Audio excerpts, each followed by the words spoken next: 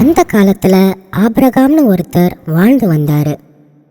அவரு கடவுள் மேல ரொம்ப நம்பிக்கை வச்சு கடவுளுக்கு பிடிச்ச மாதிரி வாழ்ந்ததுனால ரொம்ப வயசானப்புறம் கூட கடவுள் அவருக்கு ஈசாக்குன்னு ஒரு மகனை கொடுத்தாரு. ஆபிரகாம் வாழ்க்கை ரொம்ப சந்தோஷமா போயிட்டு இருந்துச்சு. ஒரு நாள் ஆபிரகாம் கிட்ட கடவுள், ஆபிரகாம், உன்னோட பையன் ஈசாக்க எனக்கு பலி கொடுன்னு கேட்டாரு. ஆபிரகாம் கடவுள் சொன்ன வார்த்தையை மதிச்சு அதுக்கு கீழ்ப்படிஞ்சு தன்னோட மகன் ஈசாக்க பலியிட தயாரானாரு.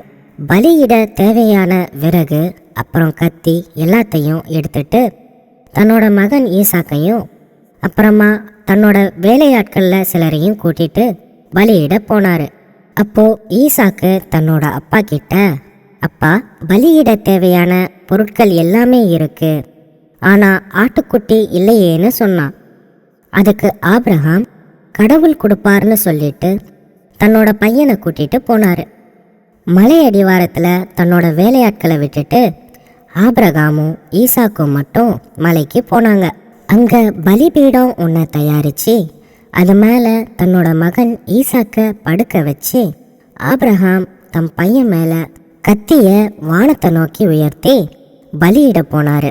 அப்போ கடவுளோட குரல் கேட்டுச்சு, ஆபிரகாம், பையன் மேலே கை வைக்காத, உன் நம்பிக்கையை சோதிக்கிறதுக்காகத்தான் நான் இப்படி செஞ்சேன்னு கடவுள் சொன்னாரு. அதுக்கப்புறம் ஆபிரகாம் தன் பையன் ஈசாக்கு மேலே கை வைக்கல. அப்போ பக்கத்தில் இருந்த புதர்ல ஆட்டுக்குட்டி ஒன்று மாட்டிட்டு இருந்தது. அதை அவங்க கடவுளுக்கு பலியிட்டுட்டு வீட்டுக்கு போனாங்க. இப்படி கடவுளுக்கு கீழ்ப்படிஞ்சு கடவுளோட நம்பிக்கையை காப்பாத்தினதுனால இன்னைக்கு வரைக்கும் நாம ஆபிரகாம நம்பிக்கையின் தந்தைன்னு சொல்றோம்.